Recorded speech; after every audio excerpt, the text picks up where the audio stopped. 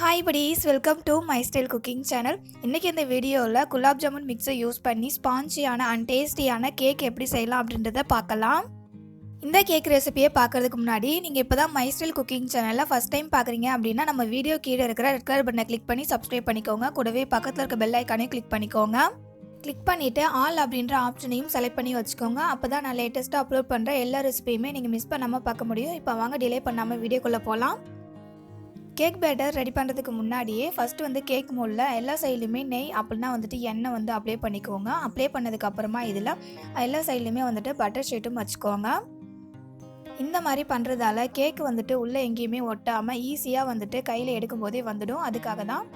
அடுத்தது stove on பண்ணிவிட்டு ஒரு குக்கர் வச்சுக்கோங்க. அப்படின்னா அடிகனமான பாத்திரம் வச்சுக்கோங்க. அதில் இந்த மாதிரி ஸ்டாண்ட் உள்ளே வச்சுடுங்க. ஸ்டாண்டு இல்லைனா ப்ராப்ளம் இல்லை. நம்ம வீட்டில் இருக்கிற சின்ன கப்பு, அதுக்கப்புறம் கப்போடைய மூடி இருக்கும்ல, அதை கவுத்தி போட்டு வச்சுடுங்க.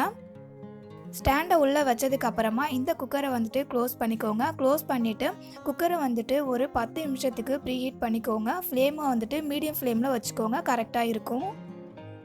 அதே போல் குக்கரை ப்ரீ ஹீட் பண்ணும்போது விசில் போடாதீங்க. விசில் போடாமலே குக்கரை 10 நிமிஷத்துக்கு ப்ரீ ஹீட் பண்ணிக்கோங்க. அடுத்தது குக்கர் 10 நிமிஷத்துக்கு ப்ரீ ஹீட் பண்ணுற டைமில் நம்ம கேக் பேட்டர் ரெடி பண்ணி எடுத்துக்கலாம். அதுக்காக நான் இன்றைக்கி gulab jamun mix powder 1 cup அளவுக்கு எடுத்திருக்கேன். அதை ஒரு பவுலில் சேர்த்துக்கோங்க. அடுத்தது அதே கப்பில் 1 கப் அளவுக்கு கோதுமை மாவு இருக்குல்ல, அது சேர்த்துக்கோங்க. நெக்ஸ்ட்டு இதில் பொடி பண்ண சர்க்கரை 1 கப் அளவுக்கு சேர்த்துக்கோங்க. சர்க்கரை பொடி பண்ணி எடுக்கும்போது இதிலே நான் ஒரு 3 ஏலக்காய் சேர்த்து பொடி பண்ணி எடுத்துக்கிட்டேன். அதனால் எக்ஸ்ட்ரா இதில் நான் ஏலக்காய் சேர்த்துக்கல. நீங்கள் ஏலக்காய் தூளை தனியாக கூட சேர்த்துக்கலாம். அடுத்தது இதில் 1 டேபிள் ஸ்பூன் அளவுக்கு கொக்கோ பவுடர் சேர்த்துக்கலாம். கொக்கோ பவுடருக்கு பதிலாக நீங்கள் சாக்லேட்டை பாலில் மெல்ட் பண்ணி அதுக்கப்புறமா கூட இதில் சேர்த்துக்கலாம். இல்லை உங்களுக்கு வேணாம் அப்படின்னாலும் ஆப்ஷனல் தான், விட்டுடலாம். நெக்ஸ்ட்டு இதில் ஒரு 1/2 டேபிள் ஸ்பூன் அளவுக்கு பேக்கிங் சோடா சேர்த்துக்கோங்க. லாஸ்ட்டாக இதில் ஒரு 1/2 கப் அளவுக்கு வாசனை இல்லாத எண்ணெய் சேர்த்துக்கோங்க.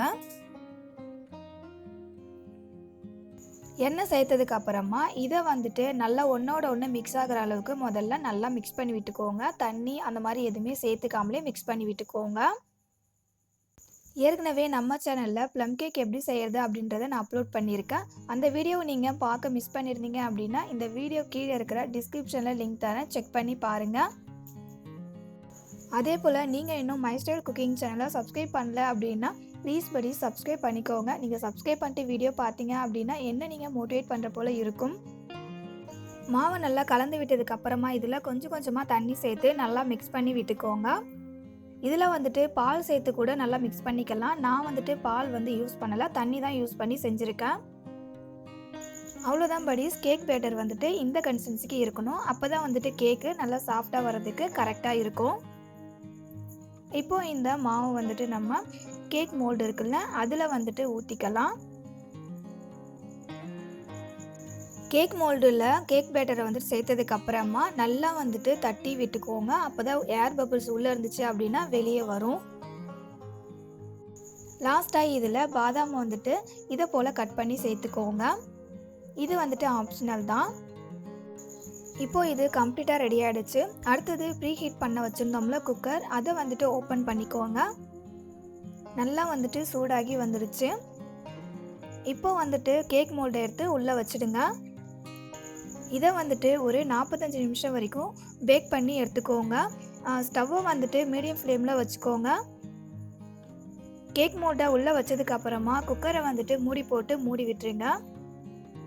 இப்போவுமே விசில் போட வேண்டாம்.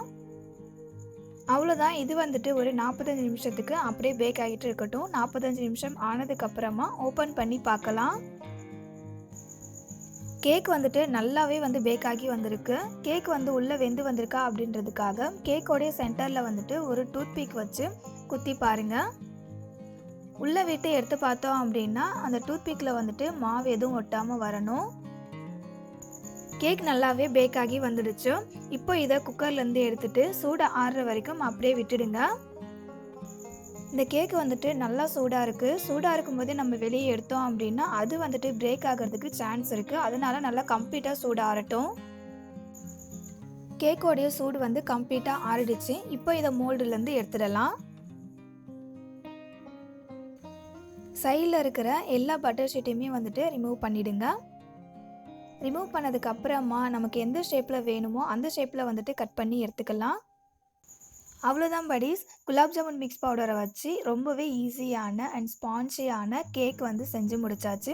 இந்த ரெசிபியை நீங்களுமே ட்ரை பண்ணி பாருங்கள். ரொம்பவே சூப்பராக இருக்கும். டேஸ்ட்டுமே வந்துட்டு அட்டகாசமாக இருக்கும். நீங்களும் இதே போலலாம் செஞ்சு பார்த்துட்டு உங்களுக்கு எப்படி வந்தது அப்படின்றத கமெண்ட் பாக்ஸில் உங்களுடைய ஃபீட்பேக்கை ஷேர் பண்ண மறந்துடாதீங்க. இந்த கேக் ரெசிபி உங்களுக்கு பிடிச்சிருந்தது அப்படின்னா வீடியோக்கு லைக் பண்ண மறந்துடாதீங்க. உங்கள் ஃப்ரெண்ட்ஸ் அண்ட் ஃபேமிலி மெம்பர்ஸ்க்கும் ஷேர் பண்ணி அவங்களையும் நம்ம சேனலுக்கு சப்போர்ட் பண்ண சொல்லுங்கள். இதே போல் சூப்பரான அண்ட் டேஸ்டியான வேறு ஒரு ரெசிபியோட நெக்ஸ்ட் வீடியோவில் மீட் பண்ணலாம். தேங்க்யூ ஃபார் யுவர் வாட்சிங்.